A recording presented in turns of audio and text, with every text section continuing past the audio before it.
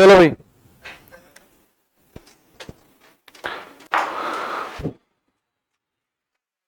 बेटा जल्दी आओ। लाइट चैप्टर के अंदर रिफ्रैक्शन अपन को चालू करना है आज। रिफ्रैक्शन में क्या क्या होता है, क्या क्या नहीं होता है, देखो।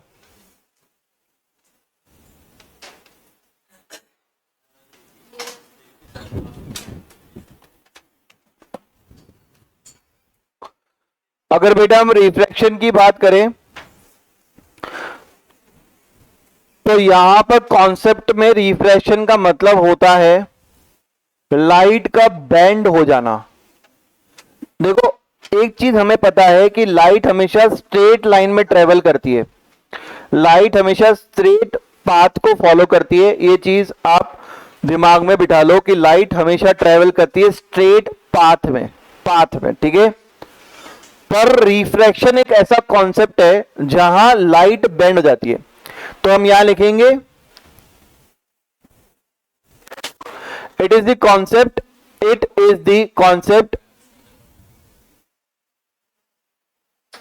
Where bending of light occur. भैया लाइट जो है ना वो क्या होती है, बेंड हो जाती है। सर लाइट के बेंड होने का रीजन क्या है? तो बेटा अभी 10वीं क्लास में हो तो लाइट के बेंड होने का एक ही रीजन पढ़ेंगे। लाइट के बेंड होने का एक ही रीजन पढ़ेंगे कि लाइट इसलिए बेंड होती है क्योंकि वो डिफरेंट क्या करते हैं बेटा, डिफरेंट ऑप्टिकल डेंसिटी में चलती है। भाई साहब, सर भारी वर्ड यूज कर दिया आपने, ऑप्टिकल डेंसिटी। इसका मतलब क्या होता है मैं आपको समझाता हूं। ऑप्टिकल डेंसिटी का मतलब होता है कि कुछ ऐसे सब्सटेंस हैं हमारी दुनिया के अंदर जो कि लाइट को पास होने देते हैं। उसको हम बोलते हैं ट्रांसपेरेंट सब्सटेंस। जैसे ग्लास, कांच है ना, खिड़की है, बाहर देख सकते हो, यानी लाइट जो है वो क्या हो रही है, आर पार जा रही है उस ग्लास के थ्रू, ठीक है। पानी पानी के आर पार देख सकते हो आप। तो दुनिया में कुछ ऐसे भी सब्सटेंस है जिसके आर पार हम देख सकते हैं, ट्रांसपेरेंट सब्सटेंस है। परंतु उन सब्सटेंस की ऑप्टिकल डेंसिटी सबकी अलग अलग होती है। उन सब्सटेंस की ऑप्टिकल डेंसिटी सबकी अलग अलग होती है और जिस कारणवश लाइट का बेंडिंग वाला फिनोमिना आता है। समझ में आया आपको? कोई दिक्कत वाली बात है? तो यानी कि लाइट के बेंडिंग का एक रीजन हमें पढ़ना है, वो है क्या सर, लाइट बेंड इसलिए होती है because of optical density. Different medium के अंदर हमारी लाइट जो है वो डिफरेंट तरीके से बेंड होती है। और दूसरा रीजन आपको हायर क्लासेस में पढ़ना है। दूसरा रीजन इज ग्रेविटी।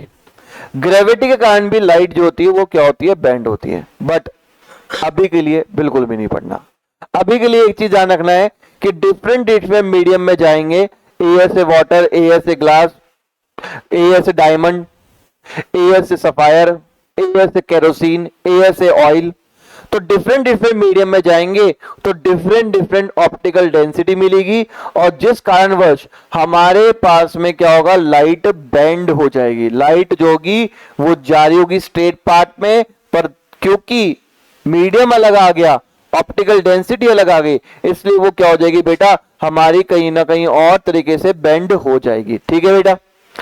दूसरा चीज आपको एक और चीज समझनी है कि सर ये लाइट वहां ऑप्टिक वहां पे ऐसा क्या हो रहा है कि मीडियम में जाने के बाद में वो अपना बेंड हो जाती है।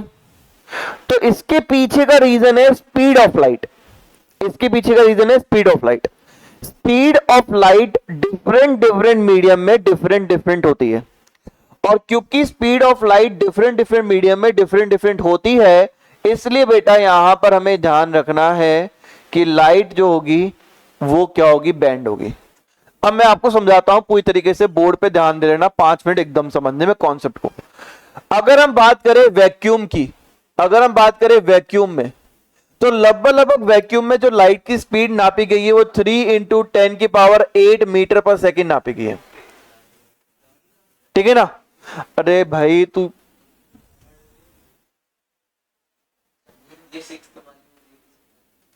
ठीक है, या तो मैं इसको बोल सकता हूं मीटर पर सेकंड में या किलोमीटर पर सेकंड में। 3 × 10⁵ किलोमीटर पर सेकंड यानी 3 लाख किलोमीटर पर सेकंड इसकी स्पीड ऑफ लाइट है। या मैं बोल सकता हूं कि 3 लाख क्या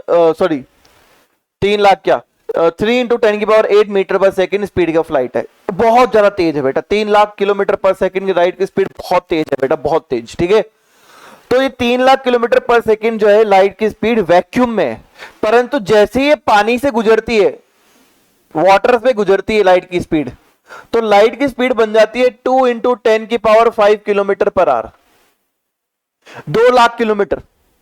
और क्योंकि एयर में 3 लाख थी, वाटर में 2 लाख हो गई, इस कारणवश लाइट क्या हो जाती है बेटा हमारे पास में, बेंड हो जाती है। कोई दिक्कत है बेटा समझने में? यानी बेंडिंग ऑफ लाइट के पीछे का एकदम सिंपल कॉन्सेप्ट यह है कि स्पीड ऑफ लाइट चेंज हो रही है, और जब स्पीड ऑफ लाइट चेंज हो रही है तो बेंडिंग हो रही है। समझ में आया आपको? कोई दिक्कत है? तो यहां पर मैं लिखा हुआ है it is a concept where bending of light occur. अब मैं आपसे पूछूं कि बेंडिंग ऑफ लाइट अकर क्यों होती है, यानी कि अगर मैं यहां से पूछूं, यहीं से मेरा एक सवाल बने कि why does bending of light occur, bending of light occur, ऐसा क्यों, क्योंकि लाइट बेंड क्यों हो रही है, तो इसका आंसर हम लिखेंगे because light has different speed, light has different speed in different mediums। ठीक है, डिफरेंट मीडियम के अंदर डिफरेंट स्पीड होती है, और क्योंकि डिफरेंट स्पीड है डिफरेंट मीडियम के अंदर, लाइट का बेंड होना लाजमी है। समझ में आया? कोई दिक्कत है? चलो अब बेटा क्या करेंगे, अब इसको मैं आपको प्रैक्टिकली समझाने के लिए कोशिश करता हूं, मैं एक प्रैक्टिकल चीजों को अप्लाई करके बताऊं। तो यहां पर मैं क्या कर रहा हूं बेटा, एक ग्लास स्लैब बना रहा हूं, एक ग्लास स्लैब बना रहा हूं। ठीक है, यहां पे मैं क्या कर रहा हूं, लाइट बना रहा हूं, यहां बना लेता हूं, थोड़ा सा टेढ़ा हो जाए तो मजा आ जाए। चलो नहीं, थोड़ा सा सीधा चाहिए अभी तो फिलहाल।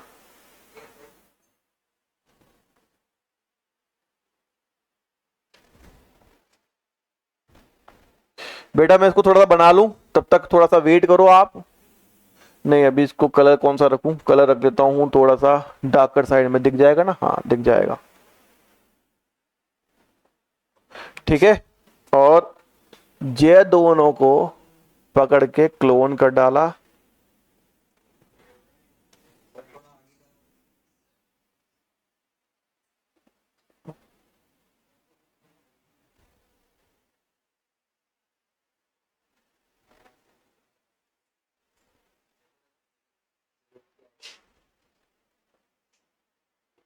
मुझे इसको थोड़ा सा सेट करना पड़ेगा मुझे।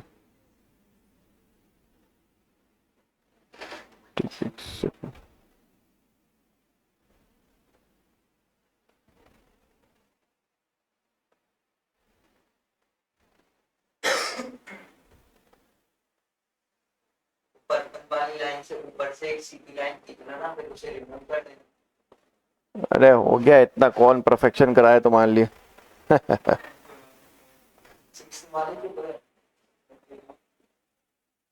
मेरी बात समझना बेटा, ये मैं डायग्राम बनाया ना, ये बहुत खतरनाक डायग्राम बना रहा हूं बेटा। लाइट जो होता है ना, उसकी भी बेटा मैं आपको दो चीजें समझाता हूं, हायर क्लास में अलग पढ़ोगे, अभी अलग पढ़ना है। लाइट के भी पार्टिकल्स होते हैं हाँ, लाइट के पार्टिकल, देखो लाइट की दो थ्योरी है, साइंटिस्ट दो थ्योरी को मानते हैं। लाइट वेव के फॉर्मेट में चलती है, साइंटिस्ट मानते हैं कि लाइट एक वेव है, और लाइट एक पार्टिकल फॉर्म में, तो वो भी मानते हैं। पार्टिकल का नाम है फोटोन, प्रोटॉन नहीं बोल रहा, फोटोन। फोटोन जो है वो लाइट के पार्टिकल का नाम है, तो लाइट के पार्टिकल का नाम होता है फोटोन। ठीक है, फोटोन ये पार्टिकल का नाम है, लाइट के फोटोन के पार्टिकल से होते हैं। ठीक है, और जब हम क्वांटम फिजिक्स में जाते हैं तब लाइट को वेव के फॉर्मेट में पढ़ते हैं, लाइट को वेव के फॉर्मेट पढ़ते हैं। समझ में आया? पर जब हम अभी पढ़ रहे हैं तो पार्टिकल फॉर्मेट में पढ़ रहे हैं फोटॉन्स, यानी कि लाइट अगर 3 लाख किलोमीटर पर सेकंड से चल रही है तो कुल मिलाकर ये कहने का मतलब है कि फोटोन 3 लाख किलोमीटर पर सेकंड से चल रहे हैं। समझ में आया? लाइट अगर 3 लाख किलोमीटर पर सेकंड से चल रही है तो कुल मिलाकर कहने का मतलब यह है कि फोटोन 3 लाख किलोमीटर से पर सेकंड से चल रहे हैं। और जब ये हमारे पास में ग्लास की बनी हुई स्लैब पे आते हैं, ग्लास के स्लैब पे आते हैं, तो फोटोन पार्टिकल देखो क्या होते हैं। जैसे मैं यहां पे फोटोन पार्टिकल बना रहा हूं बेटा, ठीक है ना, ध्यान से देखना फोटोन पार्टिकल।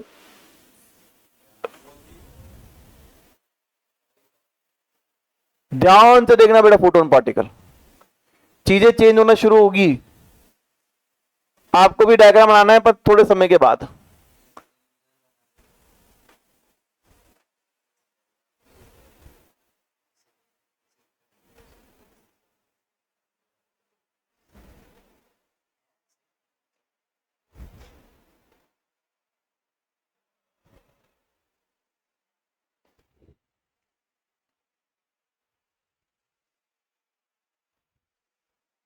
अब बेटा क्या हुआ, ये फोटोन पार्टिकल हमारे ऐसे आ रहे थे, 3 लाख किलोमीटर पर सेकंड से आ रहे थे। जैसे ही ग्लास स्लैब पे ये वाला पार्टिकल पड़ा तो ये वाला पार्टिकल हो जाएगा स्लो डाउन, ये वाला तो फास्ट चलेगा। अरे देखो, ये देखो फोटोन पार्टिकल टक टक टक टक टक, ये बहुत सारे फोटोन पार्टिकल है, टक टक टक टक टक टक टक आ रहे। जैसे ही यहां पे पड़ा ये पार्टिकल स्लो डाउन हो जाएगा, इधर वाला पार्टिकल, नीचे वाला पार्टिकल, मेरे हाथ के ये वाला पार्टिकल, ये स्लो डाउन हो जाएगा और ये तेज निकलेंगे क्योंकि ये तो लाइट अभी एयर में है ना, ये वाला पार्टिकल एयर में, ये ग्लास में एंटर कर चुका है। ये 2 लाख से चलेगा, ये 3 लाख से चलेगा, होगा क्या? 3 लाख वाला तेज तेज तेज तेज तेज, 2 लाख वाला धीरे धीरे धीरे धीरे, क्या हुआ? बेंडिंग होना शुरू हुई। क्या हुई? बेंडिंग होना शुरू। अरे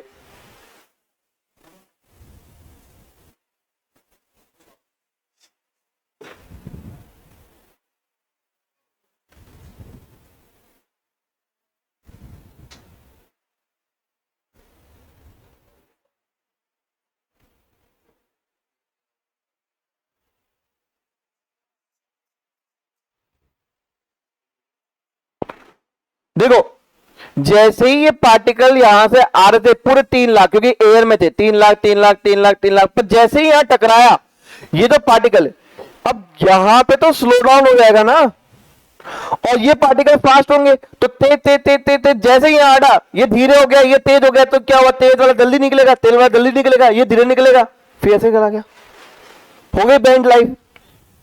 समझ में आया? सपोज करो हमारे पास में ये पार्टिकल है, ठीक है ना, ये ऐसे आ रहा, पार्टिकल ऐसे आ रहा है, टक टक टक टक, जैसे ही यहां टकराया अब ये तो स्लो मूव करेगा, ये फास्ट मूव करेगा, तो स्लो वाला तो धीरे धीरे चलेगा, धीरे धीरे धीरे, ये फास्ट करेगा। देखो मैं स्लो मोशन में दिखा रहा हूं आपको, ये फास्ट निकलेगा, ये धीरे धीरे हो जाएगा, हो गई लाइट बैंड। समझ में आ रहा है कॉन्सेप्ट? अरे आ रहा है क्या समझ में? जैसे ही यहाँ पे टकराएगा ग्लास स्लैब पे तो ये जो हिस्सा है ये तो स्लो मूव करना शुरू करेगा, धीरे धीरे मूव करेगा, और ये वाला हिस्सा तेज चलेगा, फास्ट कर। कोई पार्टिकल है, एक पार्टिकल है, तो पार्टिकल ही तो बता रहा हूं मैं। एक ही ना, तो ये क्या चीज? फोटोन पार्टिकल, ये एक ही पार्टिकल्स हैं। तो ये क्या होगा, ये वाला हिस्सा स्लो हो जाएगा और ये वाला पार्टिकल फास्ट चलेगा, तो ये फास्ट चलेगा तो जैसे हम घूम जाएंगे, और जैसे ही ग्लास से में आएंगे धीरे धीरे चलेंगे, दो दो दो दो दो दो दो दो दो, पर जैसे ही दोबारा एयर में आया पार्टिकल, दोबारा स्पीड गेन कर ली, कितना? 3 लाख किलोमीटर दोबारा बना लेंगे।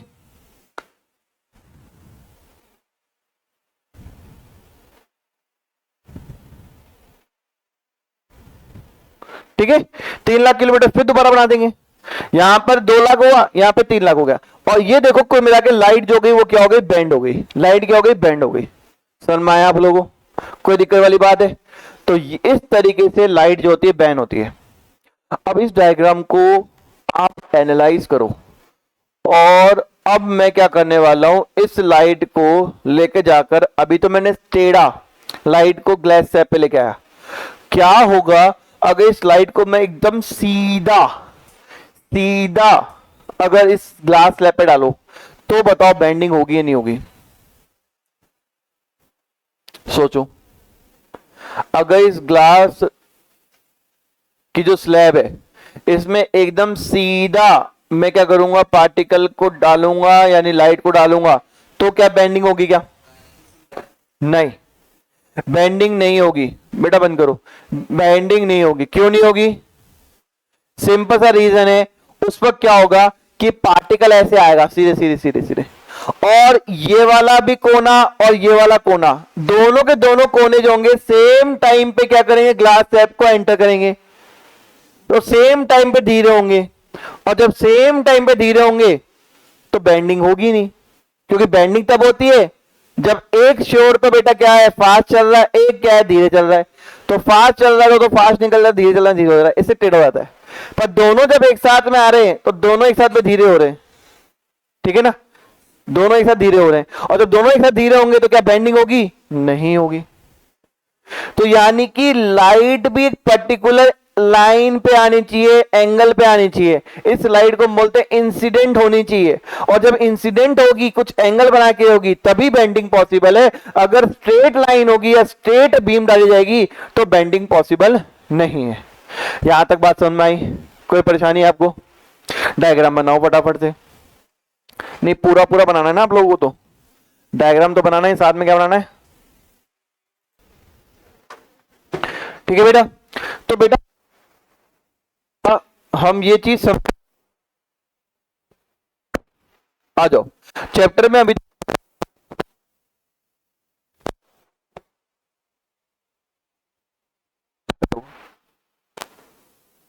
हेलो हेलो, हाँ। तो देखो बेटा, चैप्टर में हमने ये चीज समझी अभी तक कि किस तरीके से हमारी लाइट जो है वो बेंड होती है, लाइट जो है मुड़ती है। उसके पीछे का रीजनिंग भी समझ ली कि बेटा स्पीड ऑफ लाइट में चेंज आता है, और जब स्पीड ऑफ लाइट चेंज होती है तो हमारे पास में क्या होती है, लाइट की बेंडिंग होना शुरू हो जाती है।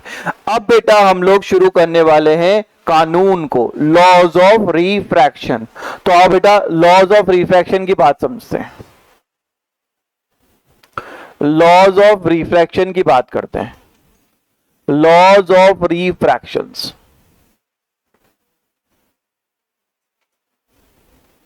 अगर बेटा लॉज ऑफ रिफ्रैक्शन की मैं बात करूं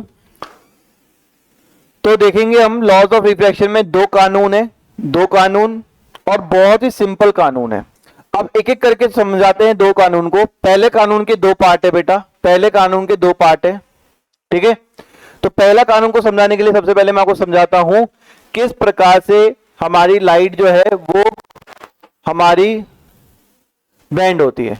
सपोज करो बेटा यहां पर है हमारे पास में optical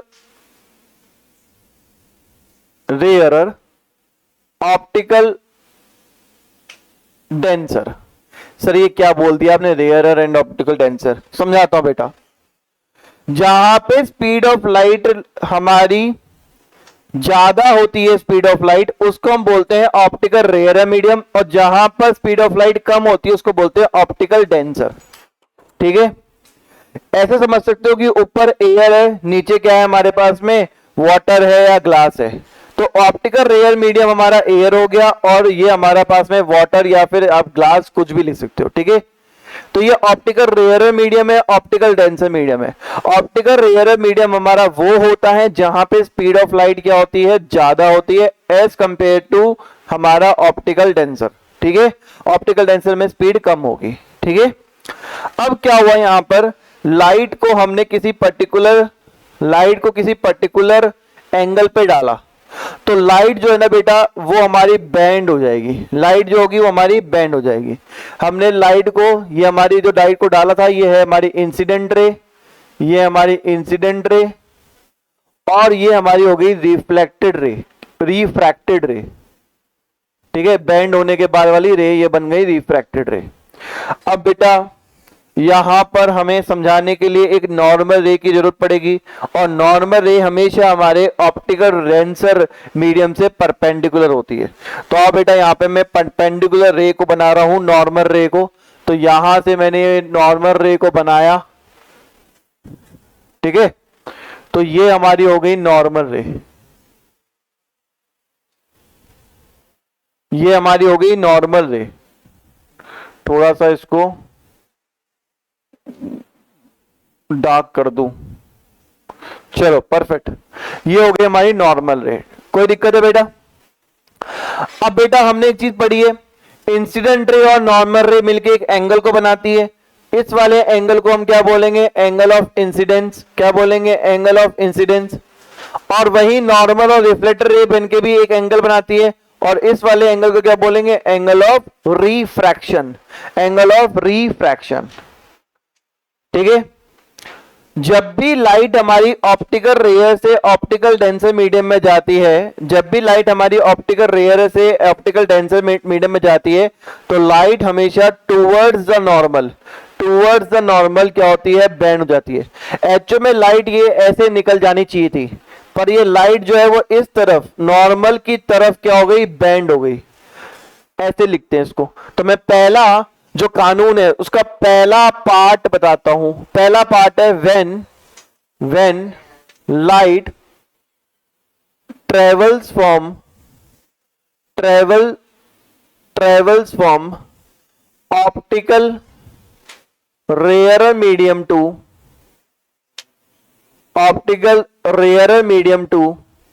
optical denser, optically denser medium.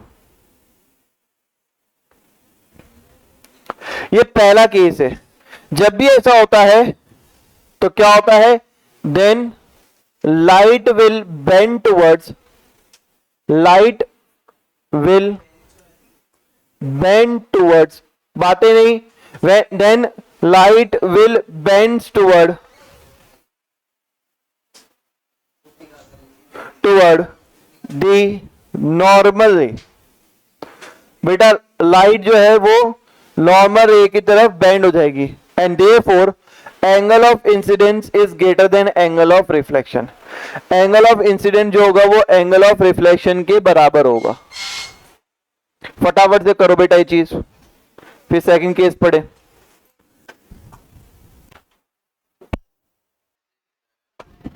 आगे बेटा आगे, सेकंड आ जाओ बेटा हमारे पास में। सेकंड केस बेटा, पहला पॉइंट का सेकंड केस चल रहा है। अब सेम वही चीज करेंगे बेटा सेकंड पॉइंट के पहले पॉइंट के सेकंड केस के अंदर।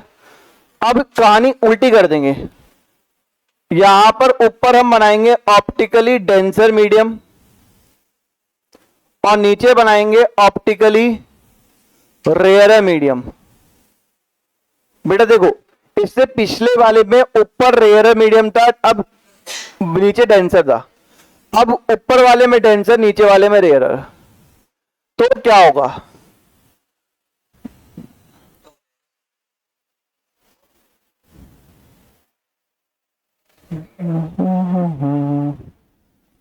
यहां पे इंसिडेंट रे आई हमारे पास में,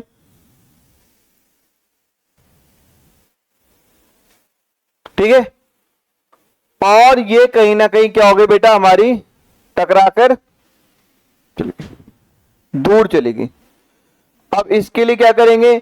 एक नॉर्मल रेखा खींचेंगे,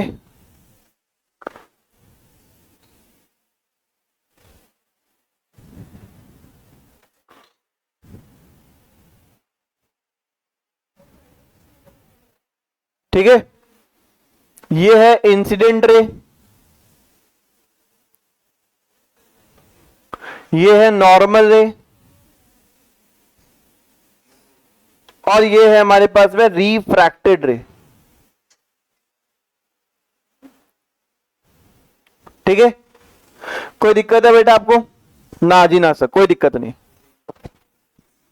अब बेटा हमने पढ़ा है कि जो इंसिडेंट रे और नॉर्मल रे बनके एक एंगल को फॉर्म करती है वो होता है एंगल आई, यानी एंगल ऑफ इंसिडेंस। और जो नॉर्मल रे और रिफ्लेक्टेड रे मिलके एंगल को बनाती है वो होता है एंगल ऑफ रिफ्रैक्शन, ठीक है। कोई दिक्कत है बेटा? अब ये केस कैसे लिखा जाता है? तो लिखा जाता है व्हेन लाइट ट्रेवल्स या passes from optically denser medium to optically rarer medium optically denser medium to optically rarer medium, when light passes from optically denser medium to optical rarer medium, it bends away from the normal. बेटा वहां पे कहानी देखो, यहां पे कहानी देखो, वहां पे लिखा था it bends towards the normal, यानी नॉर्मल की तरफ चलती है। यहां तो कहानी उल्टी हो गई, ये तो सीधी चली जाती है पर ये चली गई क्या, नॉर्मल से भी दूर, नॉर्मल से दूर चली गई। ठीक है, it bends away from the normal, normal से दूर चली गई, जिस कारणवश यहां पर क्या हो गया बेटा हमारे पास में, एंगल ऑफ इंसिडेंट जो हो गया वो स्मॉलर हो गया एंगल ऑफ रिफ्रैक्शन से। ठीक है, चलो एंगल ऑफ इंसिडेंट जो हो गया वो स्मॉलर हो गया एंगल ऑफ रिफ्रैक्शन से। ये पहला नियम है, पहले नियम में दो केस थे। ठीक है, अब आता है दूसरा नियम, सेकंड नियम। सेकंड नियम क्या है कि इंसिडेंट रे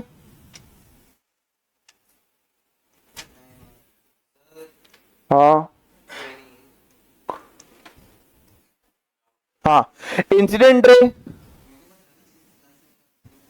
रिफ्रैक्शन रे एंड नॉर्मल रे all lies on the same plane.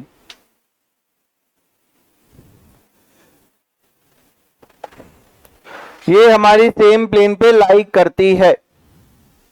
ठीक है, all lies on the same plane.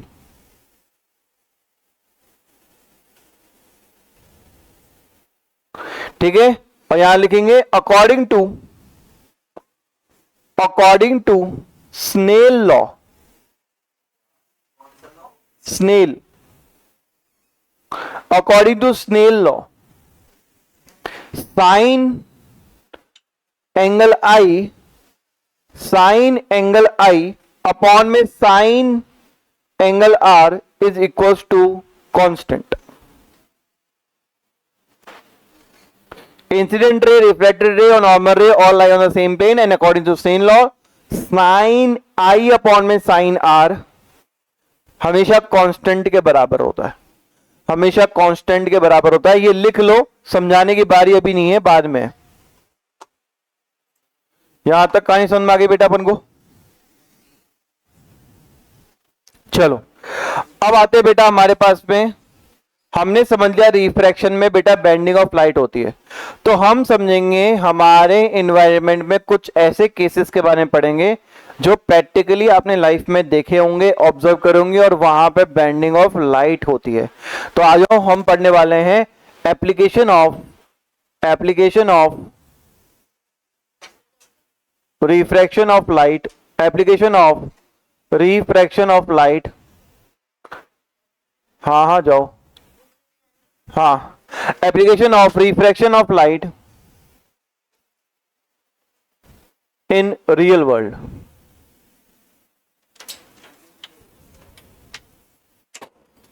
Real world में बेटा हम एप्लीकेशन देखने वाले हैं किस तरीके से बेटा हमारी लाइट जो होती है वो रिफ्रैक्ट होती है, रिफ्रैक्शन में हमारी होती है। तो पहला हम पढ़ने वाले हैं, फर्स्ट हम पढ़ने वाले हैं बहुत ही इजी एग्जांपल। सपोज करो बेटा हमने एक ग्लास लिया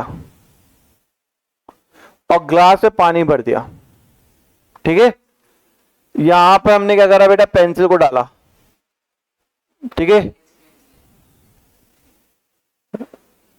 तो पेंसिल जो होती है वो बेंड हो जाती है, पेंसिल ऐसे नजर आती है कि वो बेंड हो गई है। ठीक है, अभी मैं आपको दिखा दूंगा और भी पेंसिल के बेंड होने वाली वीडियोस, पर अभी फिलहाल के लिए ये पेंसिल जो है वो पानी में क्या होती है, बेंड नजर आती है। इवन आप अपना हाथ डालते हो नहाते वक्त, कुछ मान लो आपने बाल्टी में या मग्गे में हाथ डाला हो तो अपना हाथ भी टेढ़ा होता नजर आता है हमारे को। ठीक है ना, अब ऐसा इसलिए होता है क्योंकि यहाँ पे क्या हो रहा है, application of refraction of light हो रहा है एयर जब तक प्रेजेंट थी लाइट हमारे को एकदम स्ट्रेट पाथ पे दिख रही थी, जहां वाटर में हुआ तो वहां पे बेंड हो जाती है, ठीक है। तो हम यहां लिखेंगे the pencil appears to bend when it is slightly dip in water।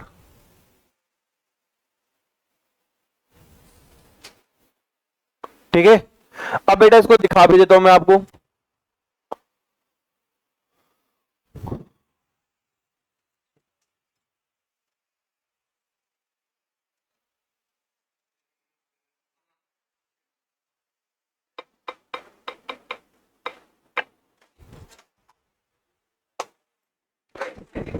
हाँ भाई, तो देखो यहां पर आपको दिख रहा होगा कि लाइट जो है ना, जैसे हम डिप कर रहे हैं वो हमारी जो पेंसिल है वो हमें क्या हो रही है, बेंड नजर आ रही है। देखो दिख रहा है आपको। तो इस फिनोमिना को हम क्या बोलते हैं बेटा, बेंडिंग ऑफ लाइट, जो कि क्या हो रही है, रिफ्रैक्शन ऑफ लाइट के कारण हो रही है। ठीक है, कोई दिक्कत है बेटा हमारे को इसमें? ठीक है, सेकंड फिनोमिना, भाई आप लोग स्विमिंग पूल गए हो? वो तो पहले से ही है, पागल है क्या, पूछ क्या रही है?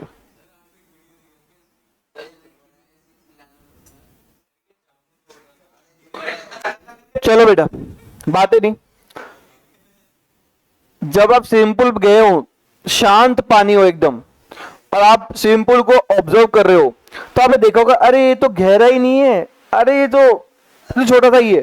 पर जब आप डाइव लगाते हो पता चलता है भाई साहब बहुत गहरा है ये तो हमें जो स्विमिंग पूल का जो फ्लोर होता है वो ऊपर की तरफ उठा हुआ नजर आता है। इसको हम फिनोमेना को क्या बोलते हैं, refraction of light.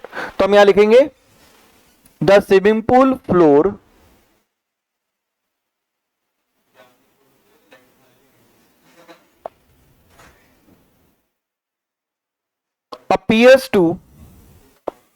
appears to rise than actual position.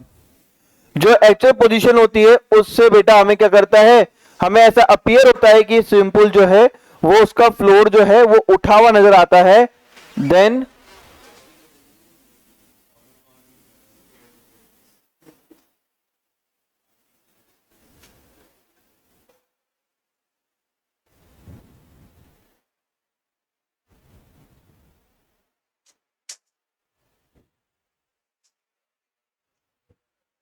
ठीक है, एक्चुअली भाई इतना गहरा है जो कि बेंडिंग ऑफ लाइट है, जबकि हमें लाइट हमें स्ट्रेट पाथ पे दिखती है तो हमें यहां दिखेगी, इसलिए फ्लोर जो है हमें उठा हुआ नजर आएगा।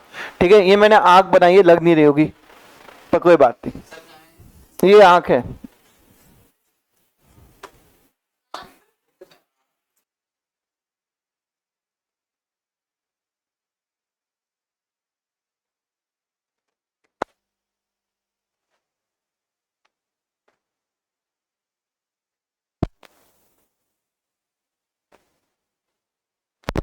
हेलो हेलो, आप आ गई, कुछ ना कुछ प्रॉब्लम हो रही है माइक में। चलो भाई आ जाओ। तो अगर हम आते हैं बेटा, हमारे पास में स्विमिंग पूल का जो फ्लोर होता है वो हमें ऊपर उठाई देता है, ऊपर उठाई नजर आता है। आवाज गई दोबारा। हाँ हेलो, हाँ। तो बेटा हम बात करते हैं कि जो हमारा जो स्विमिंग पूल होता है ना वो एक्चुअल में हमें ऊपर उठाई देता है एक्चुअल पोजीशन से, उसको हम बोलते हैं बेटा हमारा रिफ्रैक्शन ऑफ।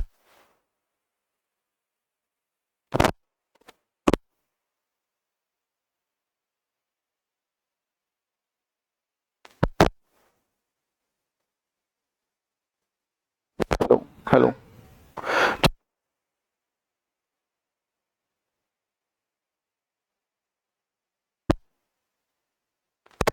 हेलो हेलो, हाँ भाई अब सही हो गया, पर इसको कुछ इलाज कराना ही पड़ेगा अभी। चलो जो स्विमिंग पूल होता है ना बेटा, वो हमें अपीयर होता है राइज देन एक्चुअल पोजीशन, यानी एक्चुअल पोजीशन से हमें ऊपर नजर आता है। और वो हमारा क्यों होता है? क्योंकि एप्लीकेशन ऑफ रिफ्रैक्शन जो होता है रियल वर्ल्ड में इस तरीके से होता है। हमारी आंख जो हो रही होती है वो एकदम स्ट्रेट लाइन में यहां पर देख रही होती है, जबकि एक्चुअल में वो देख इस पार्ट वाले को रही है और वो यहां बनते नजर आता है। इसलिए फ्लोर पूरा का पूरा जो है वो ऊपर की तरफ हमें राइज नजर आता है। ठीक है, ये फिनोमेना। थर्ड फिनोमेना भी बता देता हूं मैं आपको, उसका दिखा दूंगा एक साथ वीडियो। आपने देखा होगा कहीं दुकान पे जाते होंगे तो दुकान के अंदर ग्लास के अंदर बेटा पानी भरा हुआ एक नींबू रखते हैं, और जो नींबू होता है ना उसका साइज बड़ा नजर आता है एक्चुअल साइज जो होता है। तो पानी के अंदर चीजों का साइज जो होता है वो भी बढ़ जाता है। तो यहां पे लिखेंगे upon the lemon kept in water in a glass, the lemon kept in water, the lemon kept in water, sir साथ के साथ लिखते हैं। हाँ, the lemon kept in water in a glass appears to be bigger in size, बड़ा दिख रहा है बेटा, दिखता है वो, और साथ में एंड राइज भी दिखता है देन एक्चुअल पोजीशन, ऊपर की तरफ नजर आता है।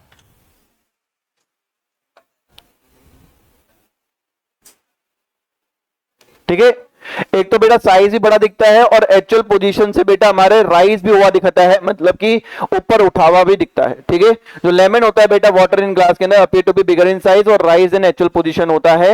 ये हमारा थर्ड फिनोमिना है। एक बार मैं दिखा देता हूं आपको, फिर आप आराम से लिख लेना।